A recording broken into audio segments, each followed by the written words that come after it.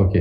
പണം കൈകാര്യം ചെയ്യുന്ന ടൈമിൽ ഇത് ഏറ്റവും ഇമ്പോർട്ടന്റ് ആയിട്ടുള്ള ഒരു കാര്യം എന്ന് വെച്ചാൽ നമ്മുടെയൊക്കെ ഒരു സ്വഭാവമാണ്.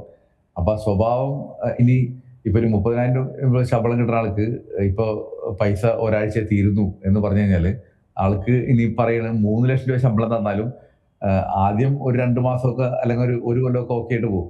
പക്ഷെ അത് കഴിഞ്ഞാലും പുള്ളി ആ സ്വഭാവത്തിലേക്ക് തിരിച്ചു വരും. അപ്പോൾ നമുക്ക് ഒരു പൈസ മാനേജ് ചെയ്യാനായിട്ടൊരു അച്ചടക്കവും അല്ലെങ്കിൽ ഒരു സ്വഭാവവും ഉണ്ടെങ്കിൽ മാത്രമേ നമുക്കത് പൈസ കൃത്യമായിട്ട് മാനേജ് ചെയ്യാനായിട്ട് പറ്റത്തുള്ളൂ. അപ്പോൾ ഇനി എല്ലാവർക്കും അറിയണ കാര്യമാണ്, അമ്മൂമ്മമാരൊക്കെ നമ്മളോട് പഠിപ്പിച്ചു തന്നിട്ടുള്ള കാര്യമാണ് കിട്ടറേക്കാളും കുറച്ച് ജീവിക്കുക എന്നുള്ളത്. പക്ഷേ ഇതറിയാത്തവരാരും ഉണ്ടാവില്ല. പക്ഷെ ഇത് പ്രാവർത്തികമായിട്ട് ചെയ്യാൻ പറ്റാത്തതിന്റെ ഒരു ബുദ്ധിമുട്ടിലാണ് ആൾക്കാരെല്ലാവരും പെട്ടിരിക്കുന്നത്. അപ്പൊ ഇതില് കുറച്ച് കാര്യങ്ങൾ നമ്മൾ നോക്കാന്നുള്ള കാര്യം വെച്ചാൽ സത്യസന്ധമായിട്ട് ജീവിക്കാൻ പഠിക്കുക. ഇപ്പൊ സത്യസന്ധമായിട്ട് ജീവിക്കാന്ന് പറഞ്ഞാൽ നമ്മളെ ശമ്പളത്തിൽ എന്നുള്ളത് കൃത്യമായിട്ട് മനസ്സിലാക്കി ആ അഫോർഡബിലിറ്റിക്ക് അനുസരിച്ച് ജീവിക്കാനായിട്ടുള്ള ഒരു സ്വഭാവം നമുക്ക് ഡെവലപ്പ് ചെയ്തെടുക്കാന്നുണ്ടെങ്കിൽ ഈ പ്രശ്നം തീരും. പക്ഷേ ഇത് പല ആൾക്കാർക്ക് ചെയ്യാൻ പറ്റുന്നില്ല. കാരണം ഇപ്പൊ ഒത്തിരി ടെംപ്റ്റേഷൻസ് ഉണ്ട്.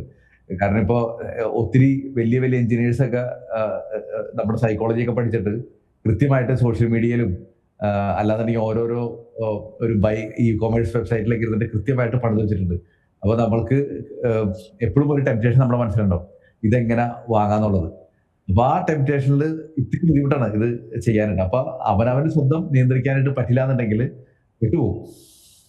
അപ്പോൾ വരുന്നൊരു ചോദ്യമാണ്, അതായത് നമ്മുടെ സ്വഭാവത്തിൻ്റെ ഒരു രീതിയായി ഇതിനെ പറയുമ്പോൾ എങ്ങനെ ആയിരിക്കണം ആ കാശ് നമ്മൾ ലാഭിക്കേണ്ടത്, എങ്ങനെ സേവ് ചെയ്യാൻ കഴിയണം, മണി മാനേജ്മെൻറ്റ് എവിടെ നിന്ന് പഠിക്കണം? നമുക്ക് ഒരു സ്കൂളിൽ നിന്നും അതിനെക്കുറിച്ചുള്ള അറിവ് കിട്ടുന്നില്ലല്ലോ.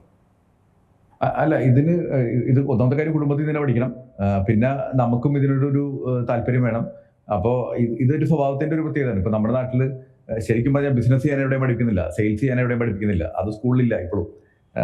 എത്രയൊക്കെ പറഞ്ഞാലും ഇത് തന്നെയാണ് പൈസ മാനേജ്മെന്റിന്റെ കാര്യം പറയുന്നത്. അപ്പൊ നമ്മുടെ വീട്ടിൽ ഏറ്റവും കൂടുതൽ ഇതിന്റെ തുടക്കം തുടങ്ങേണ്ടത് വീട്ടിൽ നിന്നാണ്, സ്കൂളിൽ നിന്നല്ല. കാരണം സ്കൂളിൽ നിന്നാണെങ്കിലും ഏറ്റവും വലിയ ബുദ്ധിമുട്ടാണ്. കാരണം ഒരു കോടീശ്വരന്റെ മോന എന്താ പറയാ 50,000 രൂപ ശമ്പളം കിട്ടുന്ന ടീച്ചർ പഠിപ്പിച്ചാൽ ശരിയാവില്ല. അപ്പോൾ definitely has to start from home അല്ലേ. അപ്പോൾ ഇതിന് സിമ്പിൾ ആയിട്ടുള്ള കാര്യം വെച്ചാൽ ആദ്യം തന്നെ ഒരു മാസത്തെ ബഡ്ജറ്റ് എത്രയെന്നുള്ളത് കൃത്യമായിട്ട് നിശ്ചയിക്കുക. ആ ബഡ്ജറ്റിൽ ജീവിക്കാനായിട്ട് പഠിക്കുക. ഇപ്പൊ 30,000 രൂപ ശമ്പളം കിട്ടുന്ന ആൾക്കാണെന്നുണ്ടെങ്കിൽ അറ്റ്ലീസ്റ്റ് ഒരു തീരുമാനം എടുക്കുക, എനിക്ക് ഈ മാസം ഞാൻ 15,000 രൂപ മാത്രമേ ചിലവാക്കുള്ളൂ എന്നുള്ളത്. എന്ന് വെച്ചാൽ 50% ഞാൻ ചിലവാക്കുള്ളൂ എന്നുള്ളത്. എന്ന് വെച്ചാൽ ഇത്രയേ ഉള്ളൂ. എത്രയാണോ നമുക്ക് ശമ്പളം കിട്ടുന്നത് അതിന്റെ പകുതി കൂട്ടി ചിലവാക്കാനുള്ള ഒരു അവകാശമില്ല എന്നുള്ള സത്യം നമ്മളോട് തന്നെ പറഞ്ഞു പഠിപ്പിക്കണം. ഇത് എന്ന് പഠിപ്പിക്കാൻ പറ്റി, അത് നന്നായി. ഇനി വേറൊരു കാര്യമുണ്ട്, ഇയാൾക്ക് 5 ലക്ഷം ശമ്പളം കിട്ടുമ്പോൾ പകുതി ചിലവാക്കാൻ പഠിക്കരുത്. ആ ടൈമിൽ നമ്മുടെ പെർസെന്റേജ് കുറച്ചുകൂടി കുറയ്ക്കണം. അപ്പൊ നമ്മുടെ എത്രയാണോ ബഡ്ജറ്റ് എന്നുള്ളത് ഫിക്സ് ചെയ്യാനായിട്ട് എല്ലാവർക്കും പറ്റണം. ഇത് പലപ്പോഴും ശമ്പളം കിട്ടുന്നതിന്റെ പേരിൽ എല്ലാവർക്കും ശമ്പളം എത്രയെന്ന് അറിയാൻ പറ്റും, പക്ഷെ എത്ര പേർക്ക് അറിയാൻ പറ്റും? എനിക്ക് ഈ ഓഡിയൻസിലാണെങ്കിലും ഒന്ന് അവനവനോട് ഉത്തരം പറയാം, ആരോടും പറയണ്ട. മാസം ഇത്ര രൂപയെ ഞാൻ ചിലവാക്കുള്ളൂ എന്ന് നിശ്ചയിച്ചിട്ടുള്ള എത്ര പേരുണ്ട്? അതില്ലാത്തതാണ് ഇവിടുത്തെ ഏറ്റവും വലിയ ഒരു ബുദ്ധിമുട്ട്.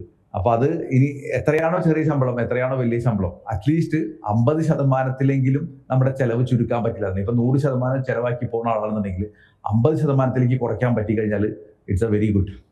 ഏറ്റവും പുതിയ വാർത്തകളും വിശേഷങ്ങളും വിരൽത്തുമ്പിലറിയാൻ സീ മലയാളം ന്യൂസ് എല്ലാ ഡിജിറ്റൽ പ്ലാറ്റ്ഫോമുകളിലും ലഭ്യം.